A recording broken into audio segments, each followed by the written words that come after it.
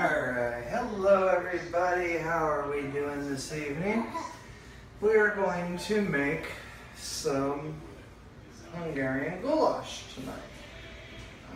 This is actually about a 2-hour long process, but we're gonna lessen that cooking process a little bit.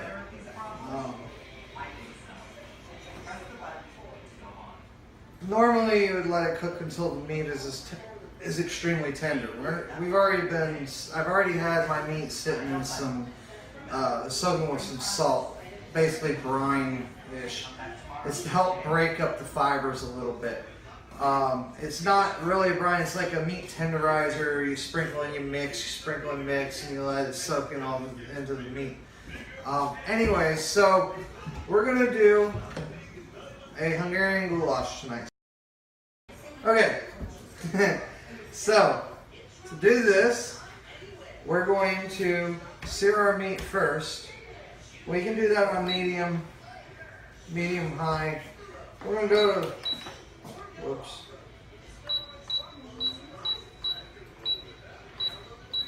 350. Put our temperature at 350. And that's about medium. That's a little bit between medium and that's about true medium. You know, a few tablespoons, probably 3, maybe 4 tablespoons, possibly 5 of oil. You just want a decent amount to heat up on the bottom of the pan for searing. About 2 ounces. That's about right. Which is about 4 tablespoons, guys. Or, I'm sorry. Yeah, 4 tablespoons.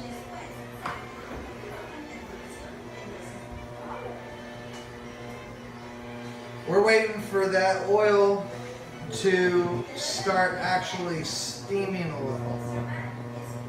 It's starting to get very fragrant. When olive oil heats up, it gets very, very, very, very fragrant. In fact, it's an absolutely delicious smell. There's some water in there, so be careful. I did just wash this pot before I started to use it. So I accidentally left a little water in there. Don't stand too close just in case. Alright.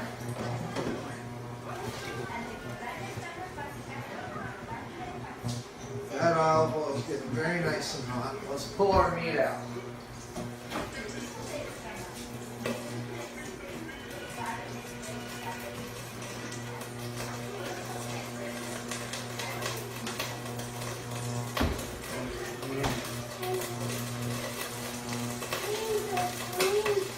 First thing we're going to do, we're going to sear our meat.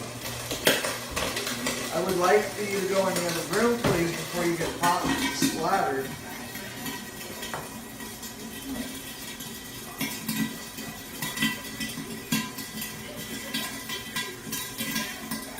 We're going to pause this for just a moment and let that water finish steaming off. See, all that was splatter. And my daughter just wasn't wanting to leave the room, and I was afraid she was going to get out. Alright, start that back up. This will help keep that splatter down. You hear it sizzle. The minute it hits the pan, that's good.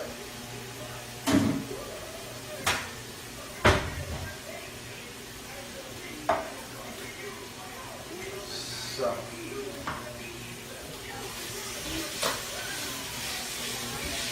Now, because I use the tenderizer consists pretty much of salt. Certain type of salt, but it's still salt. You don't want to add too much more salt. But we are going to want to add some, and we are going to want to add some black pepper to that too, give it some good flavoring. That black pepper will cook in. Salt.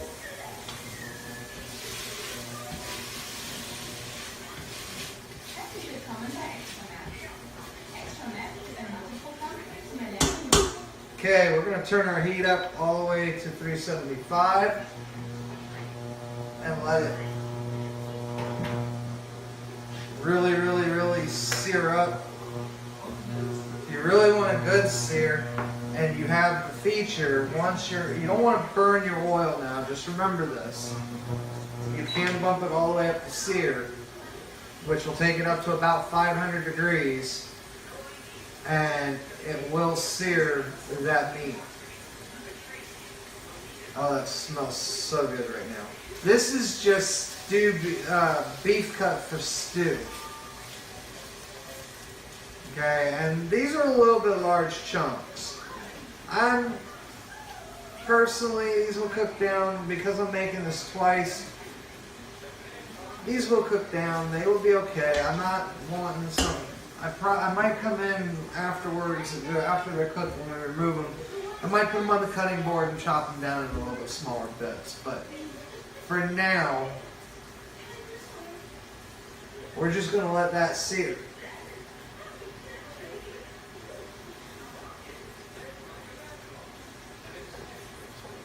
Okay, all right, just a tiny bit more salt, that'll help with the searing. It looks like just a tiny bit more black pepper. Alright, so for now we're done with the salt and pepper. John, please go over there. If this splatters, it's going to get you right in the face. I'm definitely next to that. Okay, then start on your eye ready. After that, can you put I'm ready on my Windows tab? No, I can't get eye ready on your internet tab. Sorry.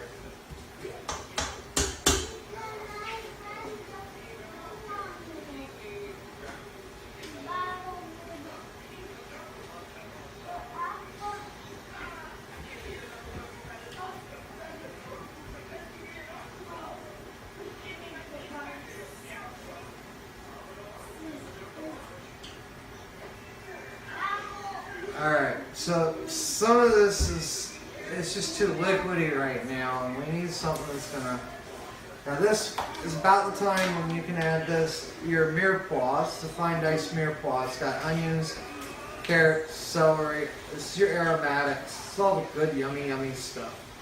We're gonna add this in. This will help absorb some of that liquid, cook it off. This will help also brown everything and add a lot more aroma and flavor. And this can all be part of, because this is all going to be in the pot together anyways. Start cooking that mirepoix down to see it gets rid of a lot of that extra wateriness. And now a lot of this will start to cook and sear.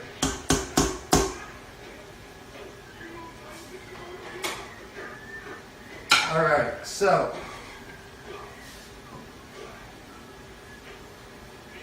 let's go ahead and get our tomato paste open.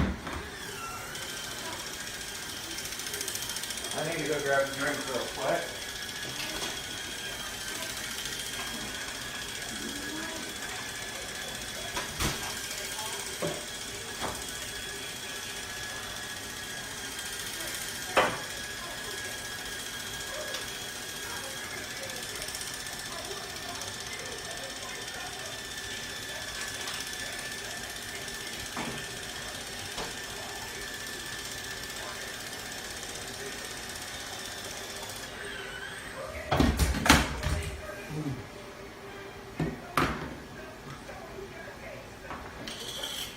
The tomato paste, when it goes in, it will help as well.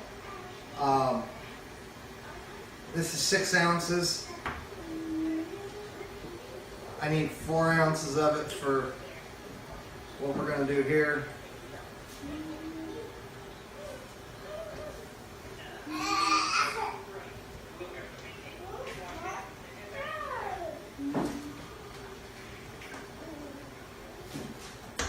This is Hungarian Goulash is a braising dish.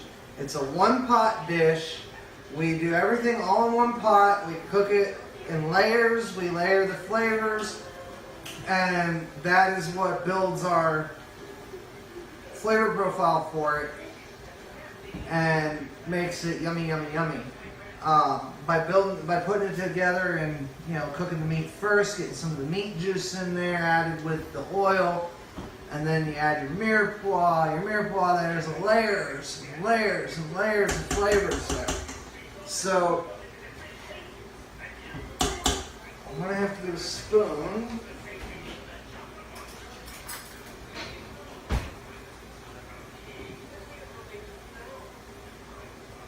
Not yet. We want to do our paprika. Hungarian paprika, about 4 tablespoons. 4 or 5 tablespoons. And we want to add that in now, because that's going to add some aroma, it's going to add flavor. Oh, look at that. You can see it in the camera there, hopefully, as long as my hand's not in the way. Look at that pretty coloration. That is nice. That's what we want. We got all of this. Now, normally I would not say, I would not tell you to add cold stock, but I forgot to pull my stock out and bring it to town. It is going to cool things down a little bit. We're going to have to wait a little longer for it to heat back up. Not that huge of a mistake, but guys, try mise en place. French through, everything in its place. Prep ahead. Make sure you're set. And part of the reason I did not bring my chicken stock to bring to town yet is because of how much I have to use. That's my chicken stock.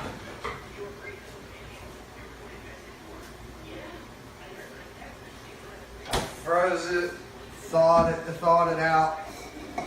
We're going to use a good portion of it today. There is some stuff, some sediment in there from the stock itself, fat and all that, but we'll be okay. This is 2.5 cups here, so I need 2.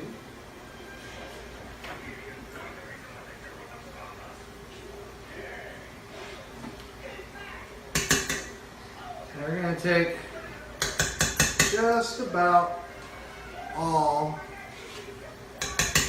of the tomato paste, all but like 2 ounces out of the bottom of that, or out of that can there. That gets blended in here. And boy, is it smelling good in here now. Oh, and that is like the perfect color, guys. Perfect. Alright, there is something that we need. It needs to go in now while I'm thinking about it.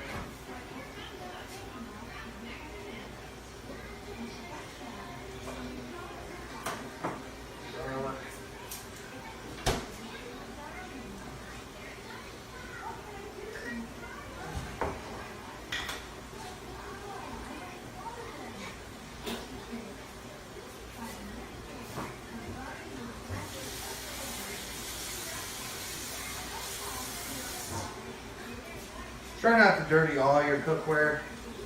About 2 cloves worth of chopped garlic. I put in about 3 because I like the flavor.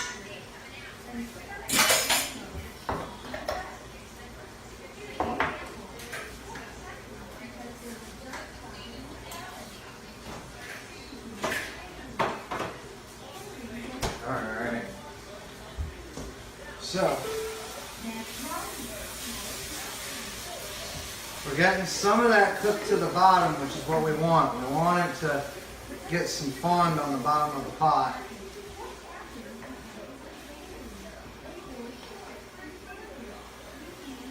You can hear it sizzling. It's exactly what we want to hear.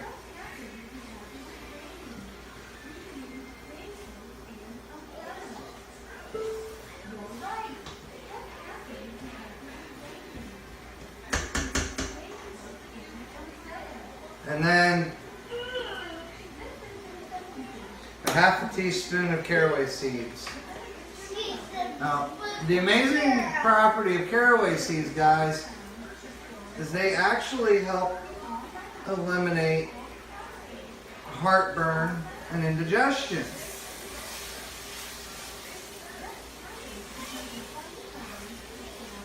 They also have a very, very yummy flavor, a very interesting flavor that he adds to this. I mean, it's really good.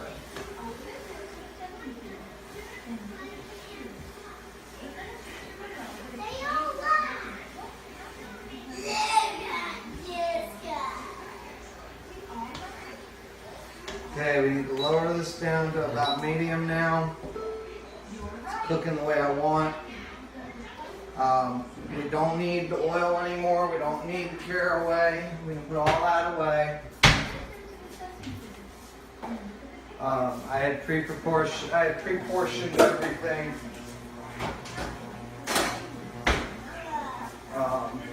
Save for the stock. And that we're getting ready to go with now.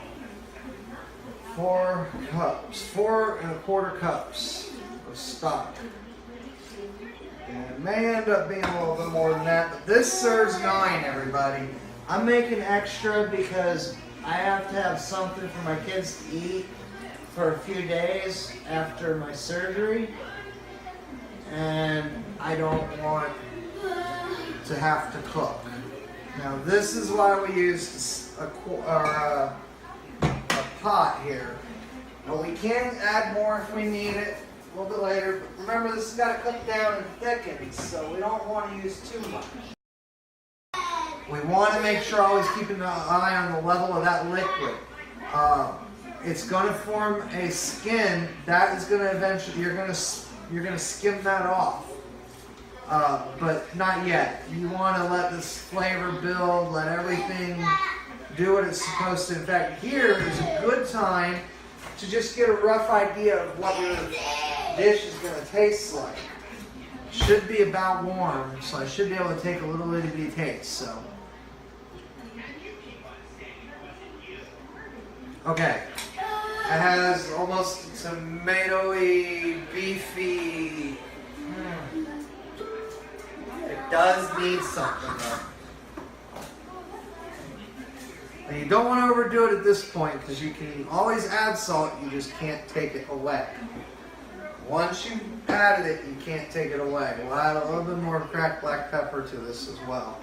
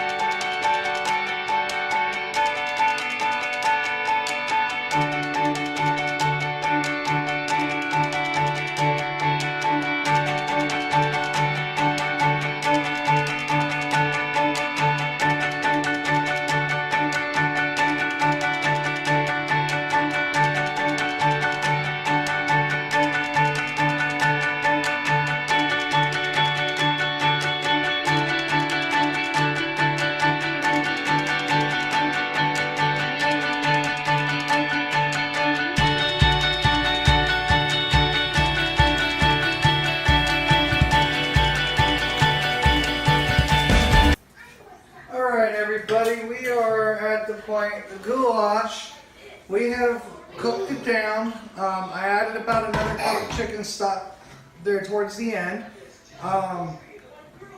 We cooked it down by 2/3 and then again by half.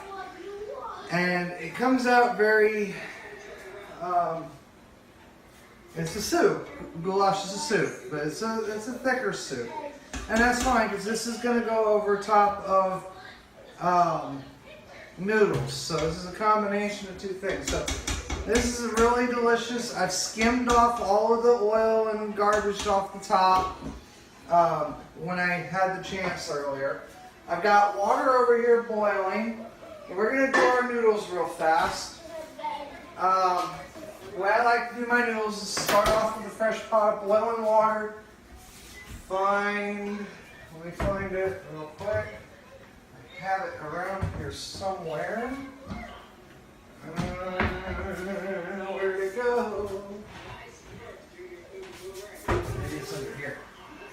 it is. One of these. And then the noodles, just make sure they're all nice and separated. And drop them in. They should cook about 2.5 minutes. I want to bring the water back up to a boil as quick as possible, so spread them around. Put our lid right back on the top, get that back up to heat. They cook for just a couple of minutes. We'll set this to the side.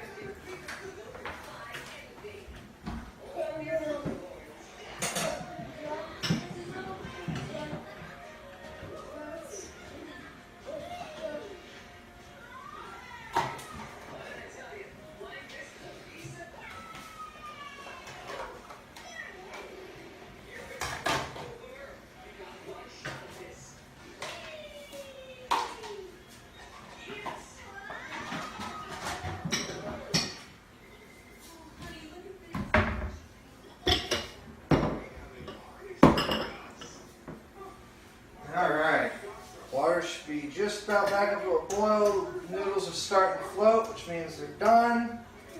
We're just going to kind of stir them up just a little bit here. And make sure that they're all good and done.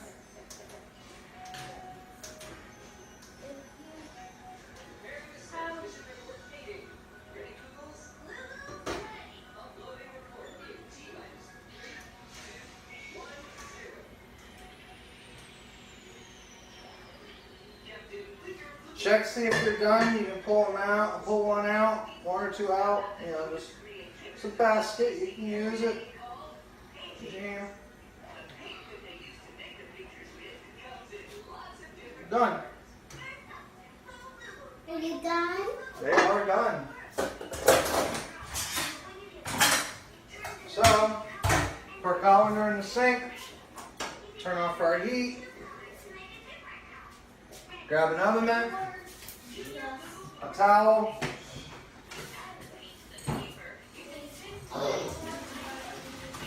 drain your noodles.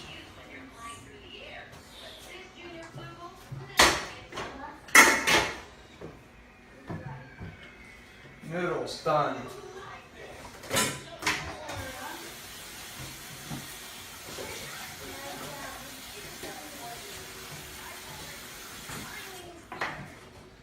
Shake them out. Never rinse them under the water. Leave them hot. You will stop them cooking under the water.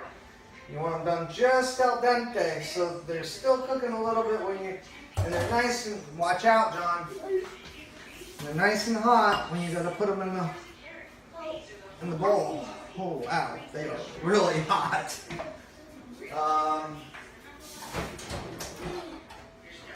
Here we go. We use this a noodle spoon here. We put some noodles at the bottom of each bowl.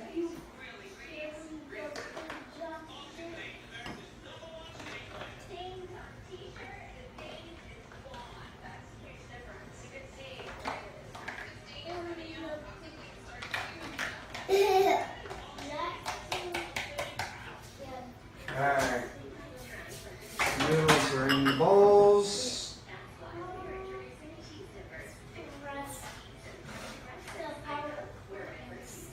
Hey, yummy. Alright.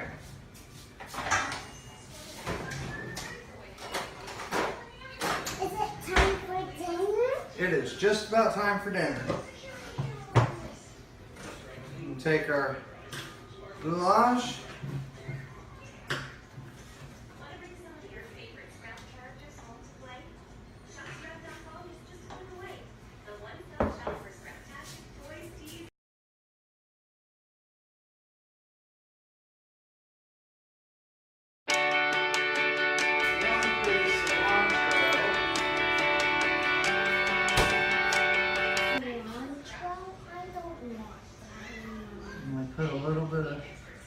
Put a little bit of cilantro right on the top of that to give that color. And it adds a little bit of flavor to it. Look at that. This isn't going to hurt you none. What's Isn't wrong that pretty? with this pocket? Food. Move out of the way. Alright guys, and that is goulash over a bed of homemade egg noodles. Hope you enjoy.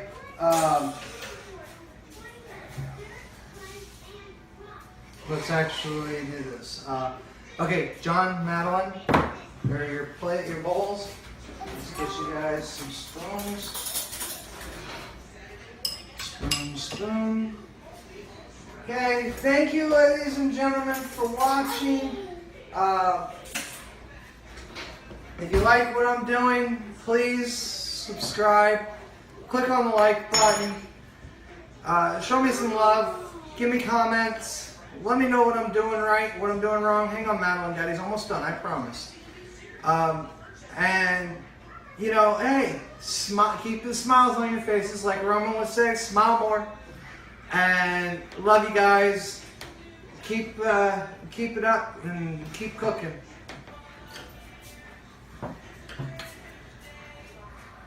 It has some vegetables.